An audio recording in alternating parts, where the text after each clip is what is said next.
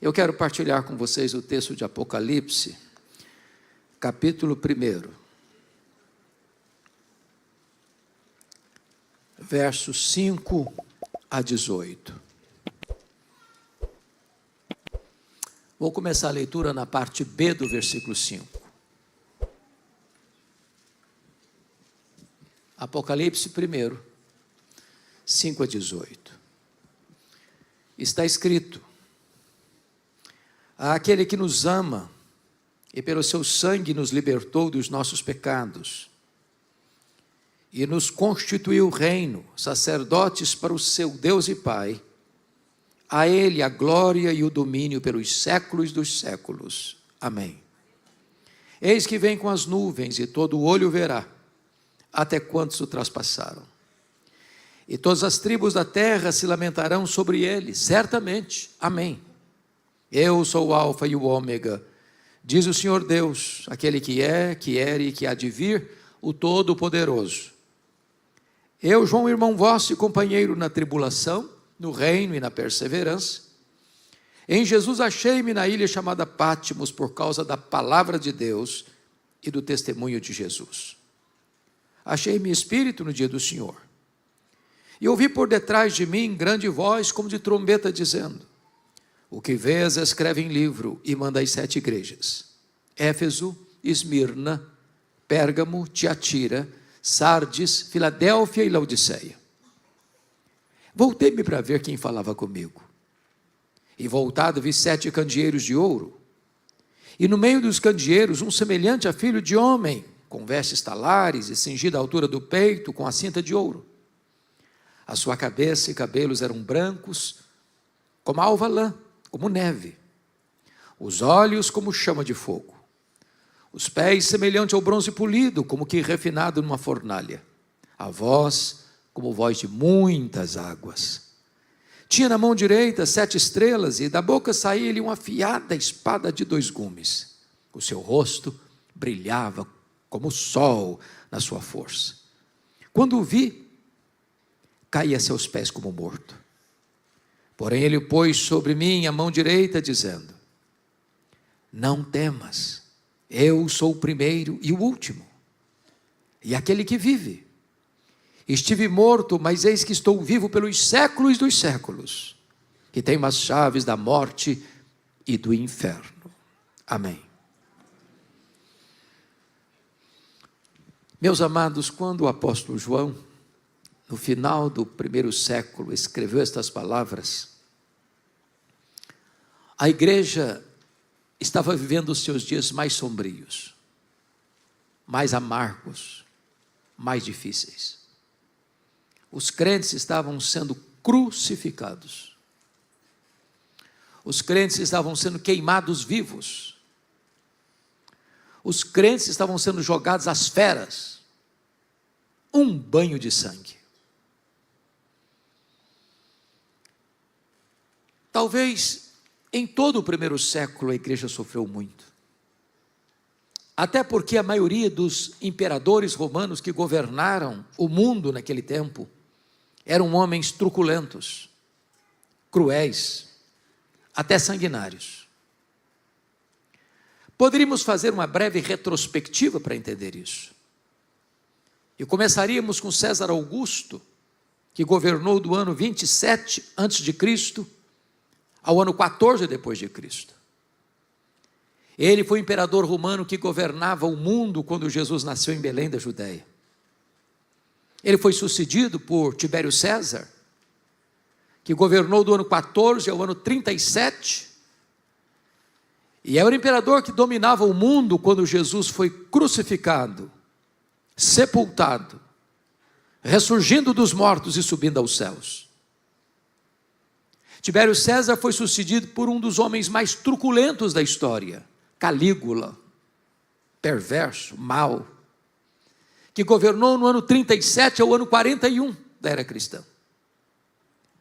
Calígula foi sucedido por Cláudio, que governou de 41 a 54, e foi no governo dele que houve uma grande fome mundial, e os judeus foram expulsos de Roma, oportunizando ao apóstolo Paulo fazer uma grande campanha de coleta entre as igrejas gentílicas da Galácia, da Macedônia, da Acaia e da Ásia Menor, para socorrer os pobres da Judeia, que retornaram à sua terra sem propriedades, sem casas, sem renda.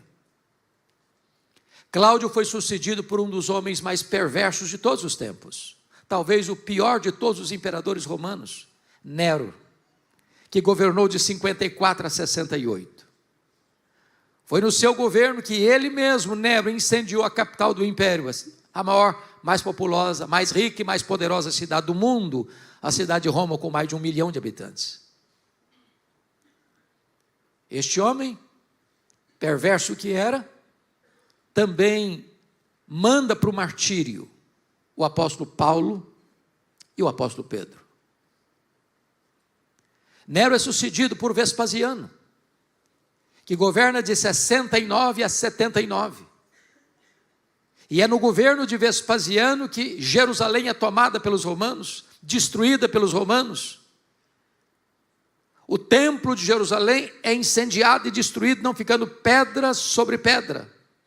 E os judeus são dispersos pelo mundo, na mais longa diáspora de todos os tempos, desde o ano 70, 14 de maio de 1948. Foi também este imperador Vespasiano que inaugura em Roma o Coliseu, o anfiteatro da morte, que numa festa de inauguração de 100 dias, mais de 10 mil cristãos foram mortos com requinte de crueldade. Vespasiano foi sucedido por Tito Flávio, de 79 a 81, o mesmo homem que invadiu Jerusalém, destruiu a cidade de Jerusalém, agora assume o maior posto do comando do Império Romano. Tito Flávio é sucedido por Domiciano, que governa de 81 a 96.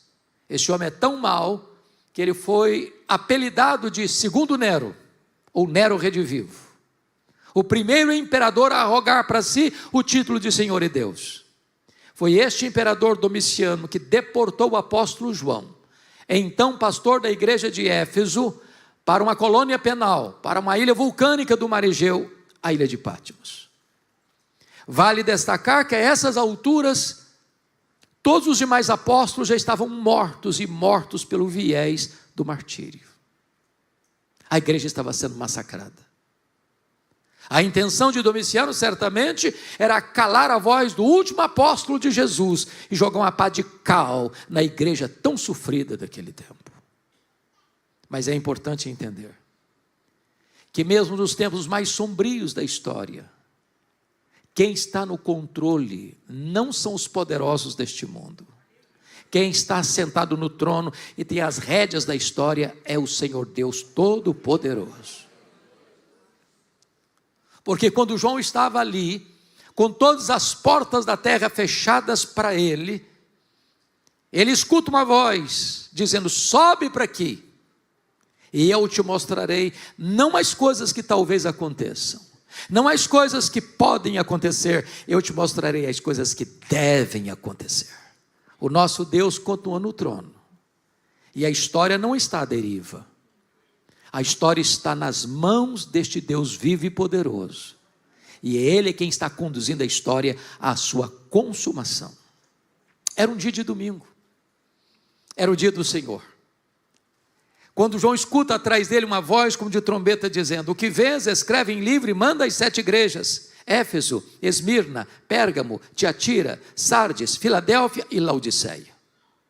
Quando ele se volta para ver quem falava com ele, ele não vê quem falava com ele, ele vê as 7 igrejas, ele vê os 7 candeeiros, e no meio dos candeeiros um semelhante a filho de homem. Quem é este que está no meio da igreja, que está aqui nesta noite, que é o destinatário do nosso louvor, que é a razão da nossa vida, que é a mensagem que esta igreja tem pregado há 16 anos. Ora, este é tudo no tempo e na eternidade, este é tudo na terra e no céu, este é tudo nas escrituras, este é a semente da mulher, é o descendente de Abraão, é o cordeiro da Páscoa, É a coluna de fogo e a coluna de nuvem. É o maná que caiu do céu e a água que brotou da rocha. Este é representado pelo tabernáculo, pela arca da aliança, pelo templo, pelas festas, pelos sacrifícios, pelo sábado.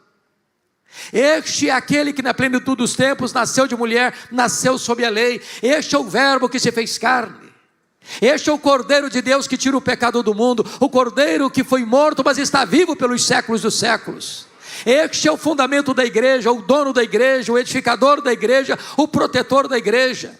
Este é aquele que andou por toda parte fazendo bem, libertando os oprimidos do diabo. Os cegos viram, os surdos ouviram, os mudos falaram, os coxos andaram, os mortos ressuscitaram. Este é o alfa, este é o ômega, este é a raiz de Davi, este é o leão da tribo de Judá, este é o princípio, este é o fim, este é o Senhor dos senhores, este é o Rei dos reis, este é a razão da nossa vida.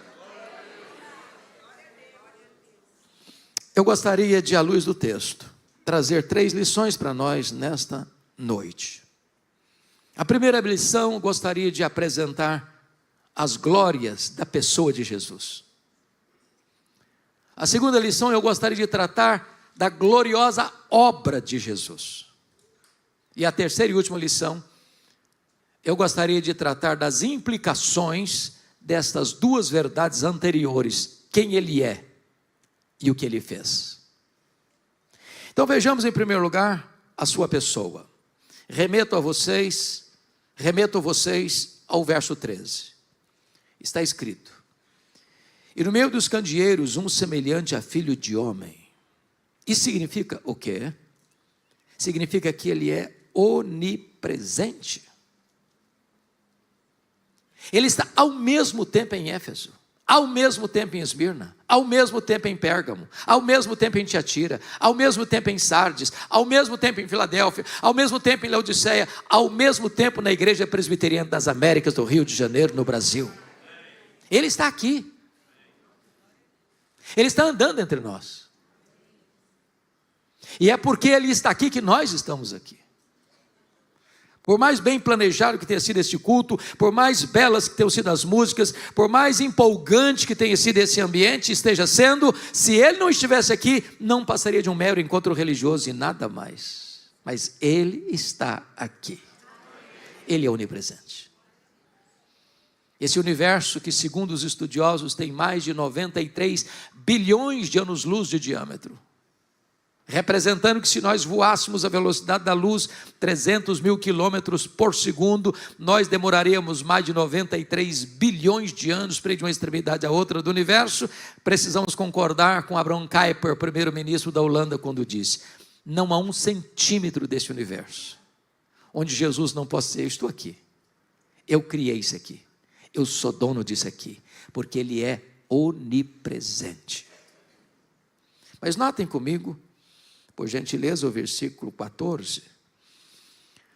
A sua cabeça e cabelos eram brancos como alvalã, como neve. E o que significa essa figura? Significa que Ele é eterno. Ele preexiste ao tempo. Ele preexiste à criação. Ele preexiste ao princípio. Ele está além do tempo, Ele está fora do tempo, Ele está dentro do tempo, Ele é transcendente, Ele é imanente. Ele é eterno. Ele não foi criado, Ele é o Criador. Ele não passou a existir, Ele é o Pai da eternidade. Ele é Deus de eternidade a eternidade. Terceiro, o verso 14, no parte B, diz: os olhos como chama de fogo. E o que significa isso? Significa que Ele é onisciente. Ele tudo vê, Ele tudo sabe, Ele a todo sonda. Ele conhece o revelado e conhece o oculto. Ele conhece o cognoscível e o incognoscível. Ele conhece o que a ciência já descobriu e o que a ciência está por descobrir e o que a ciência talvez jamais descobrirá. É por isso que enquanto Ele caminha entre as igrejas, há um estribilho que se repete em todas as cartas: eu conheço, eu conheço, eu conheço, eu conheço, eu conheço, eu conheço, eu conheço. Ele conhece as nossas obras, Ele conhece a nossa tribulação e pobreza. Ele conhece o lugar onde habitamos. Ele conhece as nossas dores, Ele conhece as nossas lágrimas, Ele conhece as nossas noites indormidas, Ele conhece os gemidos do nosso coração, Ele conhece as nossas angústias, Ele conhece os nossos pesares, Ele conhece as nossas mazelas, Ele conhece os nossos pecados, Ele nos conhece por dentro e por fora. E não obstante isso, Ele nos ama com amor eterno. Nós amamos uns aos outros, via de regra, porque nós não conhecemos tudo a nosso respeito e nem a respeito dos outros. Se as pessoas pudessem conhecer até o que passa pelos nossos pensamentos, talvez fugiriam de nós, perplexas, escandalizadas. Mas Ele conhece os seus pensamentos, mesmo quando eles ainda não passaram pela sua mente. Ele conhece as suas palavras, mesmo quando elas ainda não foram proferidas. Ele conhece você por dentro, Ele conhece você por fora. Ele conhece o que você sabe, Ele conhece o que você ainda não sabe. Ele sabe tudo a seu respeito e, não obstante isso, Ele ama você com amor eterno. Mas vejam comigo, por favor, o versículo 15. Os pés semelhante ao bronze polido, como que refinado numa fornalha. E o que representa essa figura? Significa que Ele é onipotente. Ninguém pode vencê-lo. Ninguém pode derrotá-lo. Ninguém pode destroná-lo. Ninguém pode deslustrar sua glória. Ninguém pode ameaçá-lo. Ele não está lá no céu esfregando as mãos sem saber o que faz com esse mundo. Ele é o todo-poderoso Deus. Ele é irresistível em seu poder. Ele é onipotente. É curioso que algumas pessoas do topo da sua tola arrogância tentam enfrentá-lo na tola pretensão de vencê-lo. Mais recentemente, o patrono dos agnósticos da Inglaterra, Richard Dawkins, escreveu um livro barulhento, blasfemo, Deus um delírio. E alguns críticos, do topo da sua tolice, blasonaram suas falas blasfemas, dizendo: agora acabou com a Bíblia. Agora a Bíblia está desbancada em sua autoridade. Agora ninguém mais acredita nesse livro de capa preta. Agora Jesus não tem mais sentido. E eu pergunto a vocês, onde está o livro Deus um delírio? Nem na promoção ninguém compra mais. E a Bíblia continua sendo traduzida, impressa e distribuída aos milhões. E faz a sua marcha sobranceira e vitoriosa. E Jesus continua no trono. Não sei se vocês perceberam, mas o carnaval brasileiro de 2025, em muitos lugares no Brasil, escolas de samba fizeram apologia ao diabo, tentando com isso humilhar Jesus. Lá em São Paulo, há alguns anos, no carnaval, encenaram o diabo arrastando Jesus pelos cabelos, rua fora, tentando com isso vilipendiar o Filho de Deus. E sabe, pastor JR, o que eu vejo? O Salmo 2. Jesus lá de cima olhando a cena. E rindo. Porque é Ele quem dá a vida e é Ele quem tira a vida. É Ele quem exalta, é Ele quem humilha. É Ele quem põe no trono, é Ele quem tira do trono. É Ele quem tem todo o poder e toda a autoridade nos céus e na terra. É Ele quem virá e colocará todos os seus inimigos debaixo dos seus pés. É Ele quem vai lançar no lago do fogo o anticristo, o falso profeta, o diabo, a morte, o inferno e todos aqueles cujos nomes não estão escritos no livro da vida. Ele é o Rei dos reis, Ele é o Senhor dos senhores, Ele detém todo o poder e toda a autoridade, hoje e eternamente. Mas notem ainda o versículo 15. A voz é como voz de muitas águas. Significa que a sua palavra é irresistível. A sua palavra é tão poderosa, meus irmãos, que a Bíblia diz que ele chamou à existência as coisas que não existiam. Sem matéria pré-existente, pelo poder da sua palavra, ele criou o universo. Ele dá uma ordem e o sol para. Ele dá uma ordem, as estrelas aparecem, cada uma pelo seu próprio nome. Ele dá uma ordem e o vento cessa. Ele dá uma ordem e o mar se acalma. Ele dá uma ordem e a doença tem que interromper o seu fluxo. Ele dá uma ordem e os demônios têm que bater em retirada. Ele dá uma ordem e os anjos saem para obedecê-lo. A sua voz é poderosa. A sua voz despede chamas de fogo. A sua voz faz tremer o deserto. A sua voz despedaça os cedros do Líbano. A sua voz faz dar cria as costas. A sua voz ecoa aqui nesta noite. A voz que emana da sua palavra. Mas ainda, notem comigo o versículo 16. Tinha na mão direita 7 estrelas, e da boca saía-lhe uma afiada espada de 2 gumes. E significa que ele é imbatível, invencível em todas as batalhas. Via de regra, quando você vai pensar na batalha final,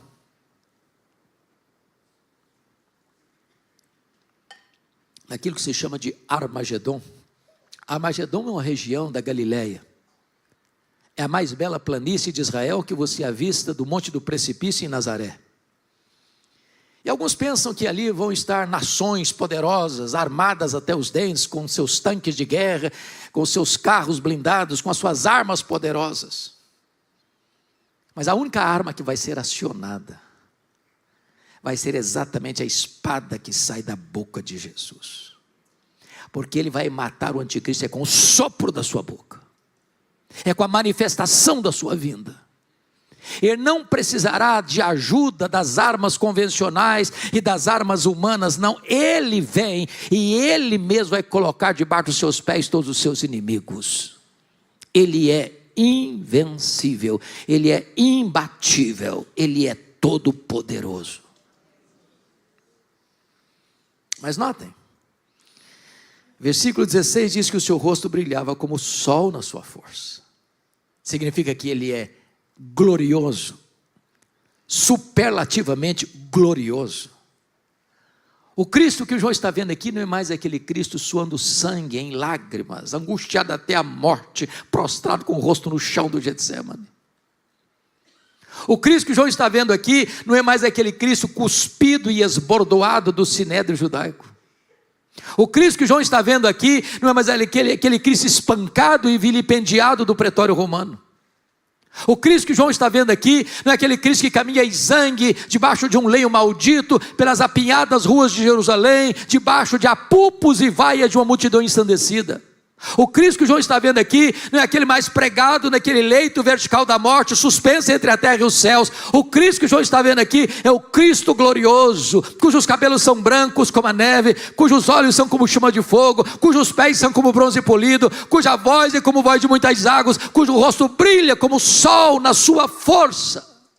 Este é o Cristo que adoramos, este é o Cristo que servimos nessa noite. Notem comigo o verso 17. Porque está escrito que quando João o vê, ele cai a seus pés como morto. Ou seja, é impossível alguém ser confrontado com a glória do Senhor Jesus sem ser impactado. Isso aconteceu com Jó, quando o Senhor se revelou a ele, diz: Senhor, eu te conheci só de ouvir, agora que os meus olhos te veem. Isso aconteceu com Isaías, quando ele vê o Senhor na sua glória, ele diz: ai de mim, eu estou perdido. Isso aconteceu com Pedro: afasta de mim, Senhor, eu sou um pecador. Isso aconteceu com Paulo no caminho de Damasco, ele foi derrubado ao chão, com o fulgor da glória do Senhor.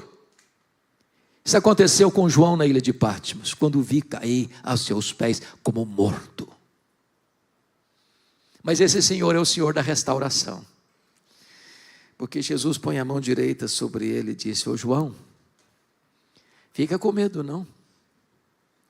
Eu sou o primeiro e o último. Eu estive lá no princípio. Eu estarei lá no fim. E eu estou com você em todo o processo. Fica com medo não, João, porque eu já estive morto, mas estou vivo pelos séculos dos séculos. Nós não estamos aqui adorando um Cristo que esteve vivo e está morto. Nós estamos aqui adorando o Cristo que esteve morto e está vivo pelos séculos dos séculos. Não fica com medo não, João, porque eu tenho as chaves da morte e do inferno. Quem tem as chaves tem o poder, quem tem as chaves tem a autoridade, quem tem as chaves tem o controle. Jesus manda no céu, Jesus manda na terra, Jesus manda no inferno, Ele comanda o universo, Ele está sentado no trono, as rédeas da história estão em suas mãos, e a sua vida está nas mãos desse Deus Todo-Poderoso. Vimos até aqui então as glórias da pessoa de Jesus. Agora vamos ao segundo ponto. Veremos agora a glória da obra de Jesus, por você e por mim. Remeto você ao verso 5, a parte B. E ele começa assim: àquele que nos ama. E a primeira verdade que eu destaco é que Jesus ama você. Bom, eu vou repetir porque esta frase não é comum. Jesus ama você. Eu não conheço nenhum remédio mais eficaz do que isso para curar autoestima achatada e para curar complexo de inferioridade. Os nossos irmãos puritanos perguntavam: achas pouco seres amado por Deus? Ele ama você com amor eterno.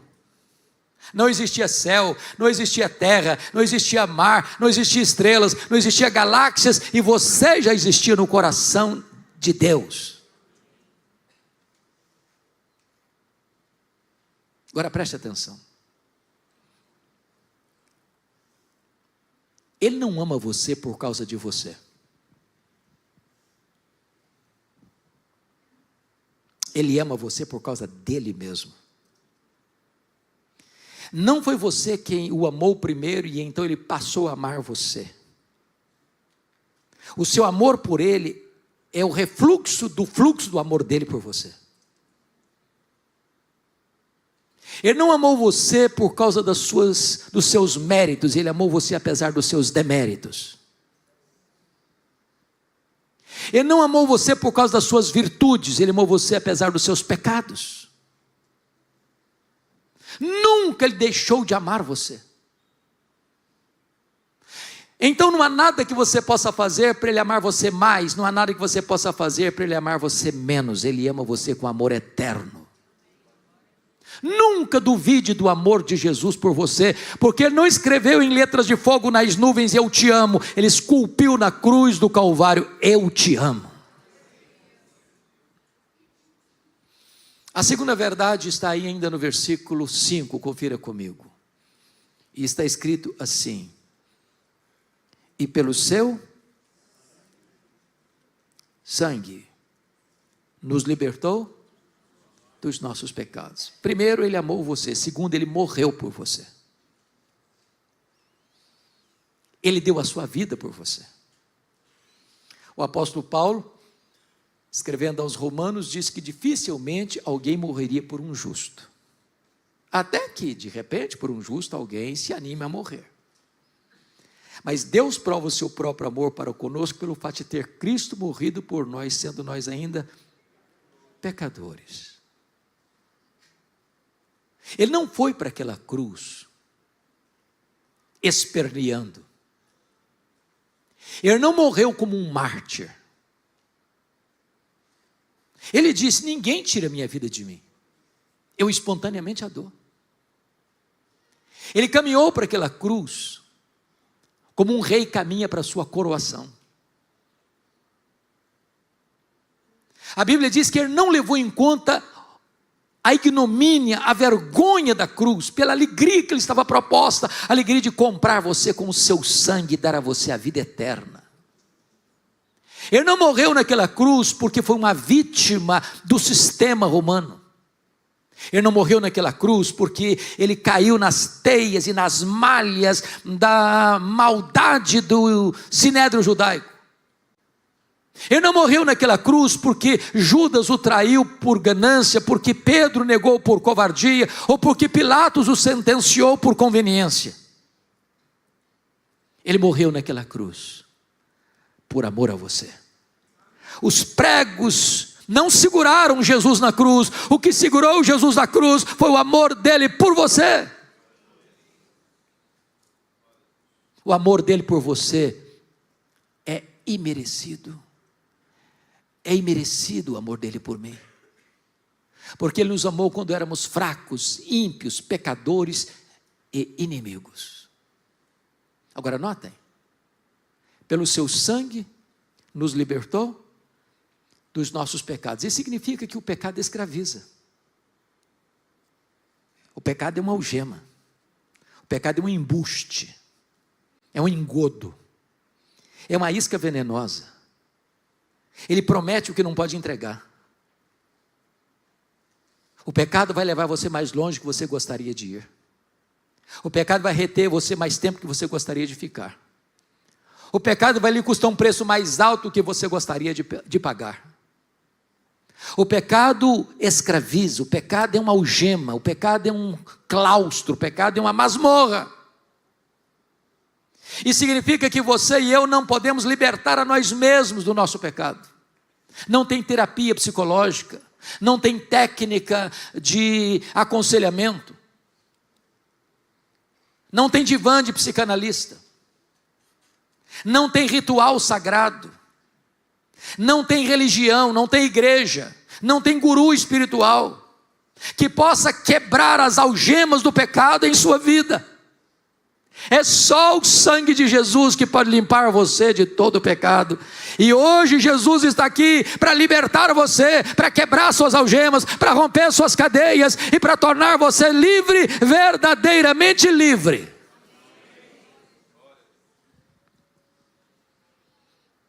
Primeiro, Ele amou você. Segundo, Ele morreu por você. Terceiro, Ele exaltou você. Veja o verso 6 comigo. Está escrito: e nos constituiu reinos, sacerdotes para o seu Deus e Pai. Todos vocês têm ciência disso, de que lá no Antigo Testamento nenhum rei podia ser sacerdote e nenhum sacerdote podia ser rei. Temos isso apenas na figura de Melquisedeque, que é um tipo de Cristo. O rei Uzias, do topo da sua arrogância, depois de 5 décadas no poder, quis usurpar o ofício sacerdotal e entrou no templo para queimar incenso, e Deus o sentenciou com lepra até a morte. Mas Jesus Cristo veio e ocupou o tríplice ofício: profeta, sacerdote e rei. E agora você que crê nele é constituído por ele sacerdote e rei. Corre em suas veias mais que sangue azul. Você é filho do Rei dos Reis e do Senhor dos Senhores. O véu do templo foi rasgado de alto a baixo, e agora você tem livre acesso à presença de Deus. Você não precisa que alguém apresente você a Deus. Você não precisa de um guru espiritual. Você pode falar com Ele a qualquer hora, em qualquer lugar, sob qualquer circunstância. Você pode entrar na sala do trono, porque você é sacerdote, e sacerdote real. Você já está sentado com Ele nas regiões celestes, acima de todo principado e potestade. Então, primeiro, Ele amou você. Segundo, Ele morreu por você. Terceiro, Ele exaltou você. Quarto, Ele voltará para você. Veja o verso 7 comigo, por gentileza.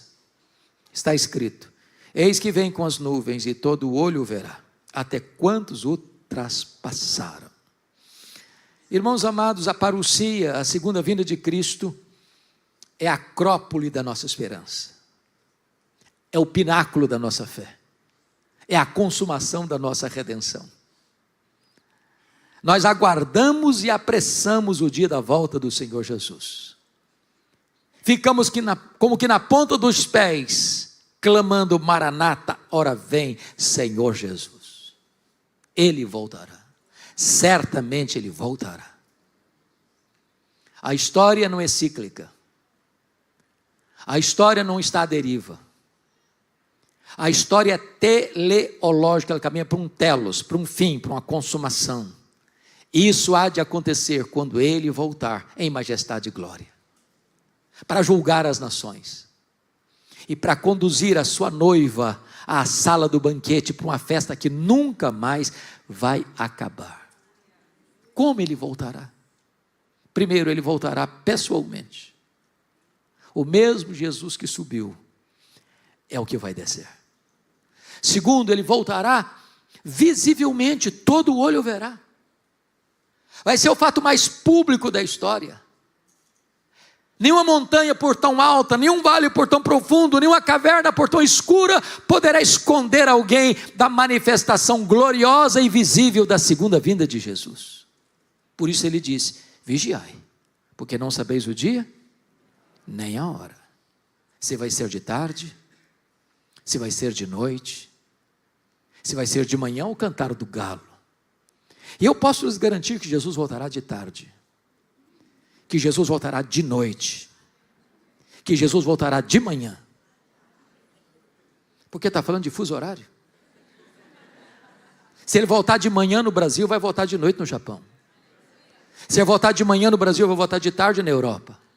Ele voltará de manhã, Ele voltará de tarde, Ele voltará de noite. Eu não sei o dia, eu não sei a hora, mas é preciso estar preparado quando Ele voltar. Mas ainda, a volta dele será visível e audível. Ouvida a voz do arcanjo e ressoada a trombeta de Deus, Ele descerá dos céus. Se vai ser o fato mais público, há de ser também o fato mais sonoro da história da humanidade. Mas ainda Ele voltará repentinamente. Vai ser como um relâmpago que risca os céus do Oriente ao Ocidente. Nas palavras do apóstolo Paulo, vai ser num abrir e fechar de olhos. Num instante, a palavra instante no grego é átomos, de onde vem a palavra portuguesa átomo. É tão rápido como um abrir e fechar de olhos, como o dardejar da cauda de um peixe, como o faiscar de uma estrela. Portanto, ou você tem azeite na sua lamparina, ou será tarde demais. Mas ainda Ele voltará inesperadamente. Vai ser como o ladrão, que não marca o dia de chegar, que não passa um WhatsApp para você, tal dia chego na sua casa, prepara um cafezinho, um pão de queijo que eu estou chegando. Nas palavras de Jesus no sermão profético, vai ser como nos dias de Noé, onde as pessoas compravam, vendiam, casavam e davam-se em casamento, até que chegou o dilúvio, pegou a todos de surpresa. E eu pergunto a vocês, que pecado há em comprar e vender? Que pecado há em casar e dar-se em casamento? O que Jesus estava pontuando com isso? Que quando Ele voltar, o mundo vai estar funcionando, como sempre funcionou. O comércio vai estar aberto, ou de dia ou de noite. As fábricas vão estar funcionando. A indústria vai estar funcionando. As escolas vão estar fazendo a sua obra. Os empresários vão estar viajando. Os jovens vão estar marcando casamento. A vida vai estar acontecendo. A azáfama do mundo, o barulho, o ruído das ruas vai estar aí. E é nessa rotina louca que o mundo está, é que Jesus volta inesperadamente. Mas finalmente Ele voltará vitoriosa, gloriosa e triunfantemente. Ele não virá mais como servo, Ele virá como Rei dos Reis. Ele não virá mais para salvar, Ele virá para julgar as nações. Ele não virá mais como advogado, Ele virá como juiz de vivos e de mortos. Ele não virá mais montado num jumentinho, Ele virá cavalgando o cavalo branco, que é um símbolo da vitória, com grande poder e majestade. Ele virá para colocar todos os seus inimigos debaixo dos seus pés. Ele virá para lançar no lago do fogo o anticristo, o falso profeta, o diabo, o inferno, a morte e todos aqueles cujos nomes não estão escritos no livro da vida do Cordeiro. Ele é o Cristo vencedor. Ele é o Cristo glorioso. Ele virá. E você está preparado? Bom, vamos ao terceiro e último ponto da mensagem. Quais são as implicações dessas duas verdades? Quem Ele é e o que Ele fez e fará. Primeira implicação. Então você não precisa ter medo da vida. Porque Ele disse, eu estou vivo. Pelos séculos dos séculos. Tem muita gente hoje, irmãos, com medo da vida. Tem muita gente hoje cansada da vida. Tem muita gente querendo fugir da vida. Tem muita gente entupindo as veias de drogas porque não aguenta a vida. Tem muitas pessoas hoje se lançando nos braços da promiscuidade porque não suporta a vida. Tem muita gente se embriagando nesta hora porque não aguenta a vida. Tem muita gente flertando com a morte e saltando nos braços do suicídio porque não suporta a vida.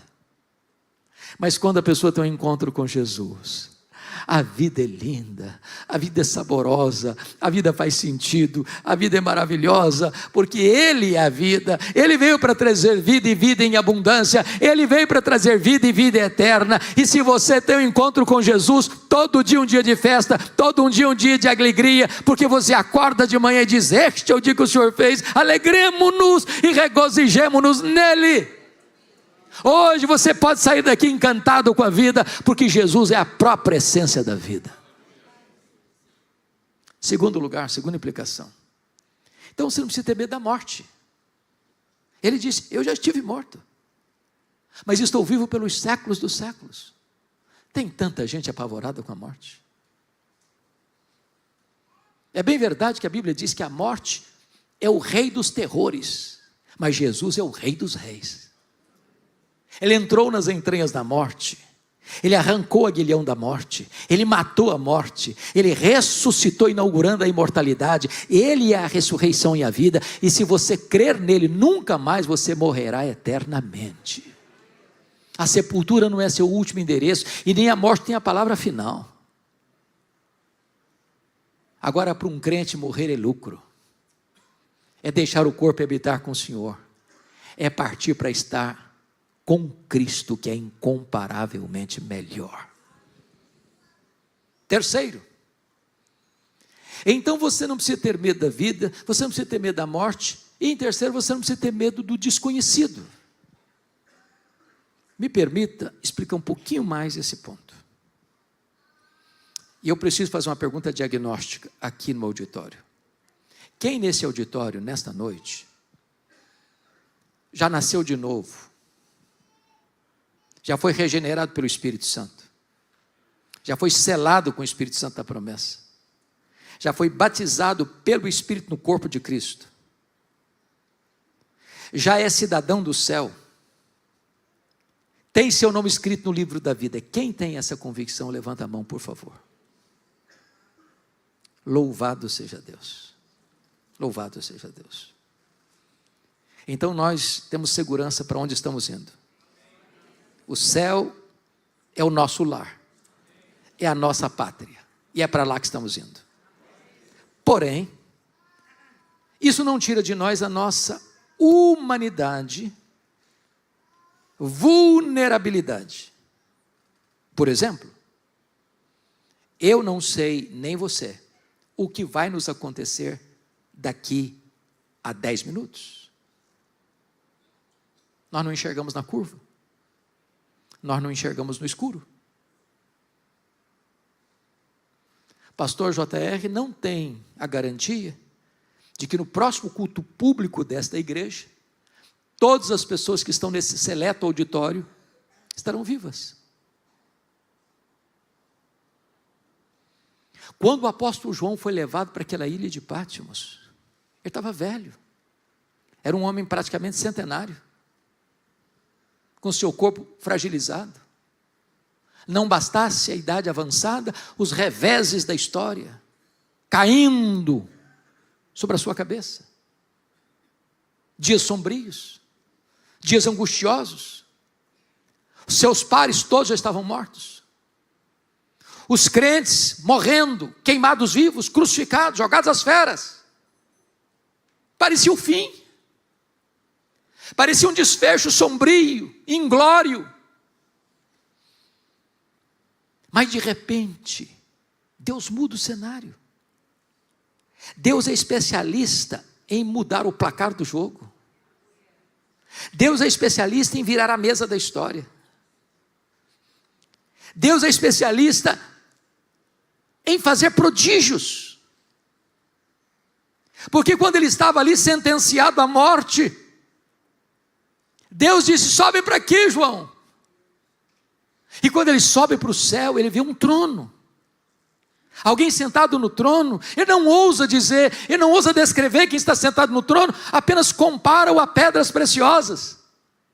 E ele vê que quem está sentado no trono tem um livro na sua mão, de todo escrito, por dentro e por fora, de todo selado com 7 selos. E ele escuta uma pergunta: quem é digno de abrir o livro e desatar os selos? E ninguém foi encontrado digno, nem no céu, nem na terra, nem debaixo da terra. E João chora muito, a angústia, parece que a história não faz mais sentido, parece que a história não caminha para uma consumação. E enquanto ele chora, ele escuta a voz de um ancião dizendo: não chores, João, não chores, porque o leão da tribo de Judá, a raiz de Davi, venceu para abrir o livro e desatar os seus selos. E então o Cordeiro de Deus pega o livro, desata os seus selos. Então o Cordeiro de Deus manda tocar as trombetas, e as trombetas soam. Então o quarteto do mal se levanta, o diabo, o anticristo, o falso profeta, a grande Babilônia. Então as taças da ira de Deus são derramadas, e o quarteto do mal cai e colapsa. E a cena que aparece é Jesus vindo na sua majestade, glória, para julgar as nações e estabelecer o seu reino de glória e reinar com a sua igreja para sempre e sempre e sempre. Eu posso não enxergar na curva, mas Jesus enxerga. Eu posso não enxergar no escuro, mas Jesus enxerga. Eu posso não saber o que vai me acontecer daqui a 10 minutos, mas Ele estará comigo daqui a 10 minutos. Ele estará comigo até o fim e estará comigo por toda a eternidade. Mas finalmente, então você não precisa ter medo da eternidade. Ele disse: eu estou vivo pelos séculos dos séculos. Quando os milênios rolarem nas dobras do futuro, Ele estará com você. E você terá um corpo de glória, imortal, incorruptível, poderoso, glorioso, espiritual, celestial, semelhante ao corpo da glória de Jesus. Você o verá face a face. Você o conhecerá. Você o amará. Você fruirá a presença dEle. Você glorificará a Ele. Ele será o seu prazer, a sua alegria, a sua paz, a sua justiça, a sua herança. E você viverá com Ele para sempre, e sempre, e sempre, e sempre. Este é o Jesus que há 16 anos esta igreja tem pregado. Este é o Jesus que tem transformado vidas aqui, transformado famílias aqui. Este é o Jesus que esta igreja vai continuar cantando nos seus cânticos espirituais. Este é o Jesus que esta igreja vai continuar proclamando aqui e além fronteiras. Este é o Jesus que recebe nesta noite toda a honra, toda a glória e todo o louvor. Que Ele nos abençoe.